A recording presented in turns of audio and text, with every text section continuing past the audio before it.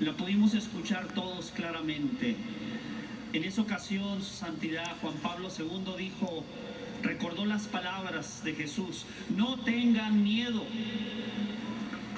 Y esas palabras las encontramos a través de todo el Antiguo Testamento. No tengan miedo, no tengan miedo. Si hay una de las cosas que repitió más Jesús fue esa palabra: no tengan miedo. Hay que preguntarnos por qué Dios, que nos conoce perfectamente, por qué Dios insiste en querernos convencer o decirnos que no debemos tener miedo.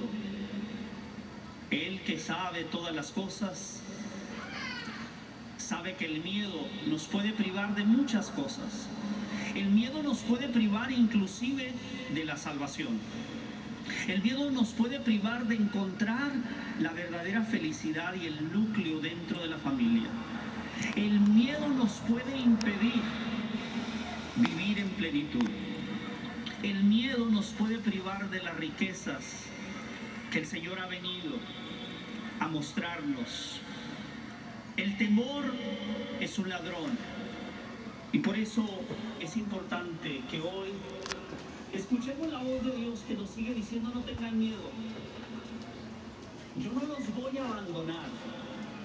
Yo no los voy a dejar huérfanos, diría Jesús, hablando del Espíritu Santo. Volveré para estar con ustedes. Pero la soledad es algo muy real. La soledad es una realidad en nuestros días. En una ocasión le preguntaron a Madre Teresa de Calcuta que por qué ella había enviado a algunas de sus hermanas a Nueva York. Y la pregunta era porque la persona que le hizo la pregunta es que aquí en Nueva York pues la gente no es tan pobre. A lo que responde Madre Teresa de Calcuta diciendo: mis pobres en Calcuta son felices con que tengan un pedazo de pan y puedan comer ese día. El problema aquí es de que tienen el pan y tienen muchas más cosas, pero son muy infelices. Y muchos de ellos se sienten muy solos. Rodeados de tantas cosas, a veces nos encontramos solos.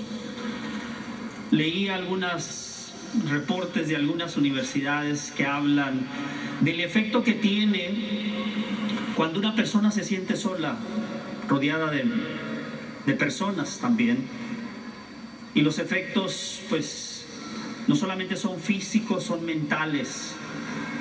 Uno de los estudios de una universidad decía que la persona que vive preocupada, que se siente sola, le causa un estrés que viene teniendo el mismo efecto de lo que sucede en la edad.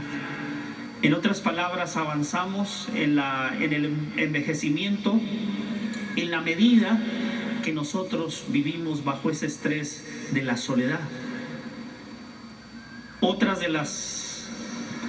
de los resultados es de que una persona que se siente sola y con el estrés de experimentar esa soledad, se elevan las posibilidades de un ataque al corazón. Entonces tiene efectos físicos y por supuesto tiene efectos espirituales. Tomando esto en cuenta, a través del libro del Génesis, encontramos que Dios creó al hombre y a la mujer a su imagen y semejanza. Creó el universo, las estrellas, el sol, pero después el Señor se glorió en crear al hombre y a la mujer a su imagen y semejanza.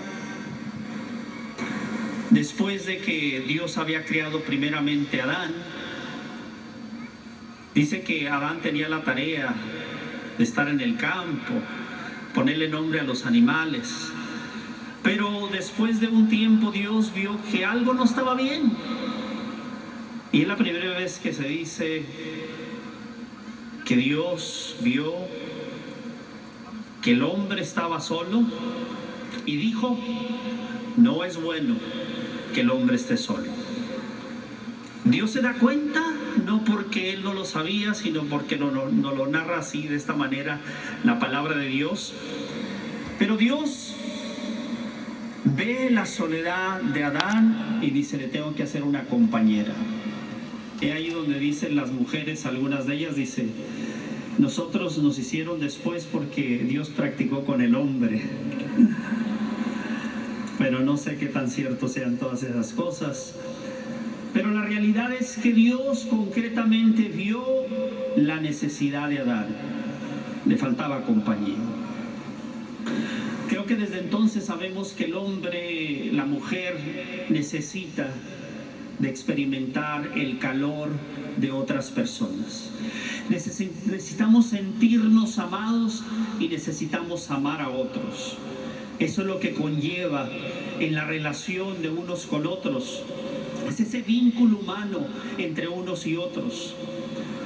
Dios mira a aquellas personas que hoy están caminando por este camino de la soledad. Y Dios quiere decirte hoy que nunca vas a estar solo, que nunca te va a abandonar, que nunca te va a dejar como si fueras una persona huérfana, porque tenemos, ya diría Jesús en el capítulo 6 del Evangelio de San Mateo, porque vosotros tienen un Padre. Ustedes no son como aquellos que no creen, ustedes tienen un Padre que conoce sus necesidades. Y diríamos, tenemos una madre que se preocupa también por nosotros y que aboga por nosotros, que intercede por sus hijos. Somos amados. En el Antiguo Testamento hay un personaje que siempre me ha llamado mucho la atención, un hombre valiente que aprendió de cómo amar a Dios y cómo serle fiel a Dios con otro siervo llamado Moisés. Josué es el nombre de este hombre que tuvo un lugar muy especial después de que muriera Moisés. Josué aprendió de Moisés. Y cuando Dios le da la tarea gigantesca de entrar a la tierra prometida, en el primer capítulo de ese mismo libro de Josué, Dios le habla, le dice la tarea que va a hacer. Y dentro de ese contenido de palabras que le dice, quiero enfocar su atención en estas.